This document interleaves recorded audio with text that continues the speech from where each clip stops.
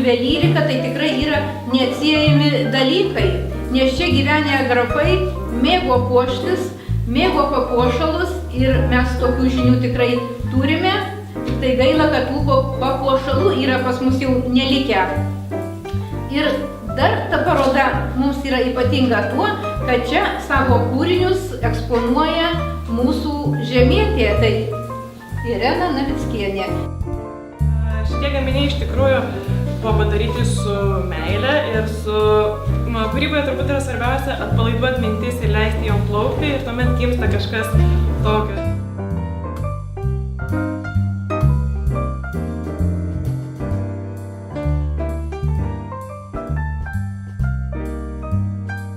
Mano giminėje labai daug ekonomistų yra ir kaip ir galvojau, pradėsiu tą, ką jau pradėta prieš kelias kartas, bet vėliau pamačiau, dirbau iš tikrųjų įvairiose srityse su būtent ekonomika ir pamačiau, kad tai yra visiškai ne mano sritis, kad man yra ir per sausa ir aš esu labiau toks atviras, jausmingas žmogus. Be to, mama visą gyvenimą turėjo su juvelyrika dirbo ir su vyru, kaip ir buvo pradinė mintis, atidaryti savo juvelyro dirbtuves ir dirbti. Mes iš pradžių dirbom kartu, bet vyrui kaip ir nelabai tas patiko, ne jos rytis buvo, o aš joje likau ir toliau pradėjau vystyt. Ir iš tikrųjų, kiek pusę metų, kai jau dirbu tik su juvelyrika, aišku, reikia daug įrangos. Lietuvoje iš tikrųjų nusipirkti juvelyrinį įrangą, tas pats, kas nusipirkti reaktyvinį variklį, nelabai parduoda. Viską tenka ieškoti užsienyje. Iš tikrųjų, didžiąją dalį savo įrangos esu parsivežusi iš užsienio. Nes, Lietuvoje yra problema su to, bet problema yra dėl to, kad tiesiog nėra poreikio.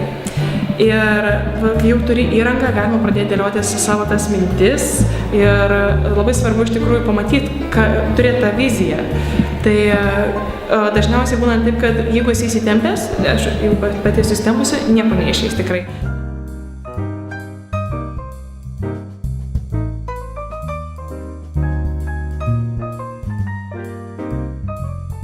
Iš tikrųjų visur yra reikalinga reklama, tikrai labai reikalinga.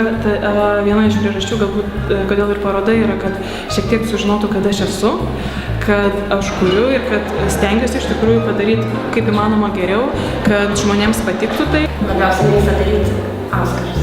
Taip, kaip pastebėjau turbūt. Nes čia didžioji dalis, aišku, darau, jeigu prašo, darau sąsagą, žiedus, viską darau, bet daugiausia su auskarais, nes ir pati labiausiai nešioju auskarus.